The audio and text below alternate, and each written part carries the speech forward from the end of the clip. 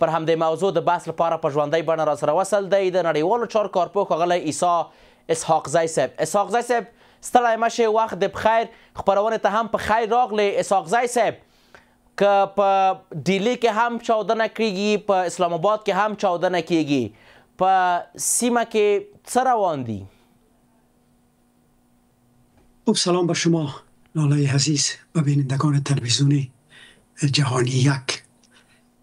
ببینین برنامه هایی که توهم با خشونت و وحشت باشه و انسان دو کشته شوه، یعنی سیاستی که دو خون بریزه و انسان کشته شوه و محکوم است، هم از لحاظ ملی و از لحاظ قوانین بین المللی.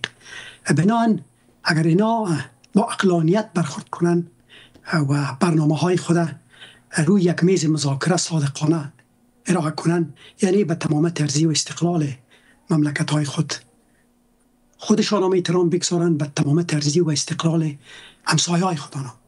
اولا خوب هر کشوری که دارای یک دولت است، یعنی حاکمیت ملی داره و امنیت خودش باید بگیره. ما یک مثل داریم در بین افغان ها که میگه مال توش کو همسایت دوز نگی. یعنی ما به این عقیده هستم که زمانی که ما دچار یک بحران امنیتی میشیم و امنیت در داخل مملکتشان خراب میشه، این بیشتر سر افغانستان مندازن و یا کشورهای مختلف منطقه سر امو کسانی را که مخاصمت با اونا دارن. شما ببینید که تقریبا این 70 سال است که جنجال بین هند و پاکستان وجود داره. اینا نتونستن با مؤلفه های هم انسانی، هم عدالتخانه، هم قوانین بین المللی بشینن مذاکره کنن روی برنامه های خودشون. ببینید شما کشور مسلمان، سنگاپور هم کشور مسلمان است، در بین 3 ابرقدرت قرار داره، ابرقدرت های جهان. اون طرفشون غرب است، چین است، این طرف هم هندوستان است، ولی مشکل وجود نداره. در اروپا شما ببینید البانیا کشور مسلمان است، اطرافشان غیر مسلمان است، همین قسم بوسنیا و کشورهای مختلف دیگه. اینا چرا نتونستن که یک تعامل صادقانه را بر بنیاد منافع ملی خود فکر کوئ د هندوستان او پاکستان ترمنځ اساسي ستونزه څه ده اسحاقزی صاحب چې دومره وخت کېږي نه حل کېږي؟ خوب دلایل اصلی هستند که اول خو وقتی که جنگ صورت میگیره، یعنی به مفهوم از هستند که عقلانیت دوجه ناکام میشه، قوانین بین المللی، اعلامیه جهانی حقوق بشر ناکام میشه.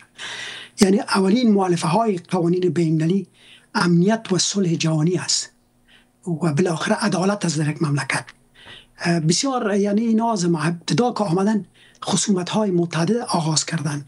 اول خود مسائل مذهبی دامن زدن در بین خود، هندو مسلمان و این مسائل دامن زده شد.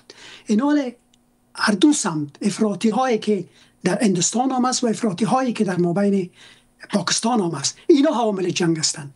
مردم افغانستان، مردم پاکستان، مردم هندوستان جنگ نمیخواه که در استراتایشان یا در جاده هایشان انفجار صورت بگیره، در اونجا ملکی ها و زنار و یعنی کودکان کشته میشه. ما به یقین هستم که چون این عمل، یعنی برنامه هایی رفتن به طرف خشونت، که اونجا سیاست هایی که انسان کشته شده و خون بریزه کاملا محکوم است، یعنی ناکام هستند. هر دو جانب ناکام هستند در برنامه های سیاسی بر بنیاد قوانین بین المللی و اعلامیه جهانی حقوق بشر. خشونت و جنگ راه حل هیچ مسئله نیست. سیاست عدم خشونت، عدم دشت افکنی، این سیاست میتونه که برنده شود. ببینید در هندوستان هم سیاست را که گاندی امرای جنا، امرای طلاق، امرای کلام آزاد، امرای غفارخان یک جای پیش بردن، سیاست عدم خشونت بود، سیاست عدم تشنج بود. اینا انصراف کردن از سیاست عدم تشنج و عدم خشونت. متاسفانه برنامه های انظامی، برنامه های توهم با صدور افراطیت در کشورهای مختلف هم کشور خود و هم منطقه را در وضع بسیار دردناک و وحشتناک و خشونت دچار کردن. خب که وضعیت په همدا ډول وي، فکر کوئ چې په ټوله کې د سیمې وضعیت او د آسیا وضعیت کومې خواته روان ده؟ خوب مشکلات در آسیا متاسفانه به خصوص در بین هند و پاکستان و بین افغانستان و پاکستان بسیار یعنی متشنج است. در هیچ کشور دنیا چون این وضع متشنج وجود نداره و در هیچ کشور آسیایی تا وضع متشنجی که بین 3 کشور ادامه داره و یکی بام برف خود سر دیگه مندازن. من به یقین هستم که از یک دست دا نمه، حتما دست دیگه هم که با هم دیگر تصادم میکنن یا تج میکنن این صدا پیدا میکنه. بنابراین بسیار ضرورت است که اینا به مردم خود رحم کنن، اینا عدالت حکم میکنه که اینا امنیت خود بر بنیاد یک سیاست عدم خشونت، بر بنیاد منافع ملی خود، بر بنیاد قوانین بین المللی با این مؤلفه ها برنامه و سیاست خود پیش ببرن. در این سیاست ها رای تشنج و خشونت و وحشت کاملا محکوم است و منتفی است.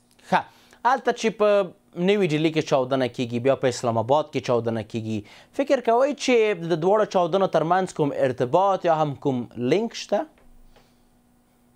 این مهم است ما میفهمیم که بین از یا خصومت‌های تاریخی وجود داره. نه مخمه دغه چاودنې دي چې آیا فکر کوئ چې څه فکر کوئ تاسو په ټوله کې؟ وقتی که اینا جنگ خو از الفاظ شروع میشه، از دیپلماسی های توهم با تشنج شروع میشه. اینا هر کسی که شما در جهان بگوین که این انفجارات عاملش کی است، اینا میفهمن که بین هند و پاکستان یک سالها هستن که منازعه وجود داره و تشنج وجود داره و خشونت وجود داره. اینا بشینن باید اگر خودشان پرابلمای خود حل نمیکنن از جهان تقاضا کنن، از ملل متحد تقاضا کنن، از اتحادیه اروپا را تقاضا کنن که اینا بیاین در بین اینا میانجیگری کنن و بالاخره یک تشنج وحشتناک تاریخی را نقطه پایین بتن برش که این فاجعه پیوسته هم به حساب قربانی میگیره از مردم هند، هم از مردم پاکستان. هم در این برنامه ها شما ببینید که افغانستان هم متاسفانه شریک ساختن و ادعاهایی دارن که در اونجا حتی امارات اسلامی در این برنامه ها دست داره. این گپا اتهامات در شرایطی که بی‌اعتمادی ها به وجود باشه، اتهامات متعدد ارسال میکنن با آدرس یک دیگه. بسیار ضرورت است که از این دوپولوژی یا دوگانگی اینا کوشش کنن، اجتناب کنن، بیاین با صداقت به میز مذاکره بشینن. دو کشوری که در اونجا میلیون ها انسان زندگی میکنه، امنیتش رو باید تامین شود. اینا اگر واقعا به صلح، به آزادی و به قوانین بین‌المللی و مردم خود دوست دارن و میخواین که دیگه مردمشان از طریق انفجارات و جنگ و خشونت و وحشت از آنها هزار انسان در طول مدت زمان همین جنگایی که صورت گرفته کشته شده و مسئول این کشتار سیاست‌های غلط و سیاست‌های توهم با تشنج و خشونت بوده. د وروستۍ پوښتنې په توګه البته چې هندوستان اعلان کړی و چې دوی د داعش سره تړاو په تور باندې څو کسان هم نیولي و په لکنو او څو نورو سیمو کې د هندوستان. فکر کوئ چې داعش د سیمې لپاره یو خطر دی؟ حالا خود تمام دنیا میگه، ایالات متحده امریکا و کل جهان که داعش خطر بسیار جدی است، ولی داعش و خود القاعده و همین ساختارهای افراطی در کدام کشورها تربیت شده یا این بسیار مهم است.